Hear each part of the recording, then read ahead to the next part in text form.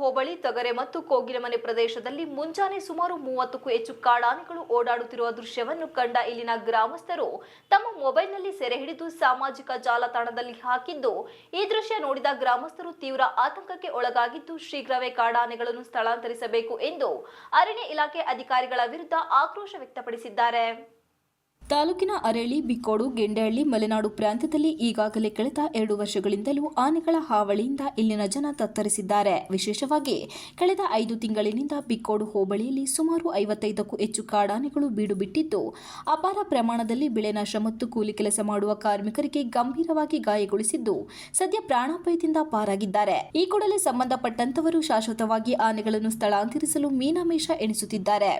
ಈ ಸಂಬಂಧ ಬೇಲೂರು ತಾಲೂಕಿನಲ್ಲಿ 10 ಬಾರಿ ಪ್ರತಿಭಟನೆಗಳು, ರಸ್ತೆ ತಡೆ ನಡೆಸಿ ಆಕ್ರೋಶವನ್ನು ವ್ಯಕ್ತಪಡಿಸಿದರೂ ಕೂಡ ಯಾವುದೇ ಪ್ರಯೋಜನವಾಗಿಲ್ಲ. ಸಂಬಂಧಪಟ್ಟಂತ ಸರ್ಕಾರ, ಜನಪ್ರತಿನಿಧಿಗಳು ಹಾಗೂ ಅರಣ್ಯ ಇಲಾಖೆ ಅಧಿಕಾರಿಗಳು ಕೈಚೆಲ್ಲಿ ಕುಳಿತಿದ್ದಾರೆ.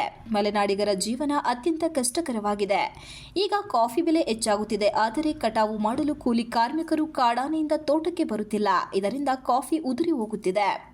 ಒಂದು ಕಡೆ ಅತಿವೃಷ್ಟಿ, ಅನಾವೃಷ್ಟಿಯ ಜೊತೆಗೆ ಕಾಡಾನೆಗಳ ಹಾವಳಿಯಿಂದ ನಮ್ಮ ಜೀವನ ಬೇಸತ್ತಿದೆ. ಬೇಲೂರು ಸಮೀಪದಲ್ಲಿನ ಕೋಗಿಲೆಮನೆ ಮತ್ತು ತಗರೆಯಲ್ಲಿ ಸುಮಾರು 50ಕ್ಕೂ ಹೆಚ್ಚು ಕಾಡಾನೆಗಳು ಬೀಡು ಬಿಟ್ಟಿದ್ದರೂ ಕೂಡ ಅರಣ್ಯ ಅಧಿಕಾರಿಗಳು ನೆಪ ಮಾತ್ರಕ್ಕೆ ಪಟಾಕಿಯನ್ನು ಸಿಡಿಸಿ ಸುಮ್ಮನಾಗುತ್ತಿದ್ದಾರೆ.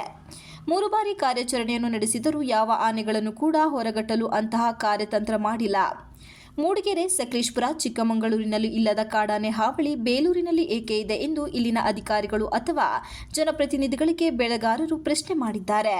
ತಾಲೂಕಿನ ಕಾಫಿ ಬೆಳೆಗಾರರ ಸಂಘದ ಅಧ್ಯಕ್ಷ ಅದ್ದೂರಿ ಚೇತನ್ ಕುಮಾರ್ ಮಾತನಾಡಿ, ಕಳೆದ 5 ತಿಂಗಳಿನಿಂದ ಬಿಕ್ಕೋಡು ವ್ಯಾಪ್ತಿಯಲ್ಲಿ ಕಾಡಾನೆಗಳ ಹಾವಳಿ ತೀವ್ರತೆ ಹೆಚ್ಚಾಗಿದೆ. ಅಪಾರ ಪ್ರಮಾಣದ ಬೆಳೆಗಳನ್ನು ಇಲ್ಲಿನ ಜನ ಕಳೆದುಕೊಂಡಿದ್ದಾರೆ. ಹಲವು ಕಾರ್ಮಿಕರಿಗೂ ಕೂಡ ಗಾಯಗೊಂಡಿದ್ದಾರೆ.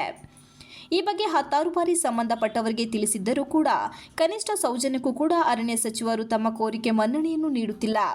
ರೈತರ ಬಗ್ಗೆ ದಿವ್ಯ ನಿರ್ಲಕ್ಷ್ಯವನ್ನು ಹೊಂದಿದ್ದಾರೆ. ಕಾಡಾನೆಗಳು ಇತ್ತೀಚಿನ ದಿನಗಳಲ್ಲಿ ಹೆಚ್ಚು ಇರುವ ಕಾರಣ ಜನರು ಓಡಾಡಲು ಕಷ್ಟವಾಗಿದೆ. ಕಾಫಿ ತೋಟಕ್ಕೆ ಕೂಲಿ ಕಾರ್ಮಿಕರು ಇಲ್ಲವಾದ ನಿಟ್ಟಿನಲ್ಲಿ ಸರ್ಕಾರ ಆನೆಗಳನ್ನು ಸ್ಥಳಾಂತರಿಸಬೇಕು, ಇಲ್ಲವೇ ನಮಗೆ ಸೂಕ್ತ ಭೂಮಿಯನ್ನು ನೀಡಿ ನಮ್ಮನ್ನು ಸ್ಥಳಾಂತರಿಸುವುದು ಉತ್ತಮ ಎಂದು ಆಕ್ರೋಶ ವ್ಯಕ್ತಪಡಿಸಿದರು. Ganesh, TV 46 Malenadu news, Belur.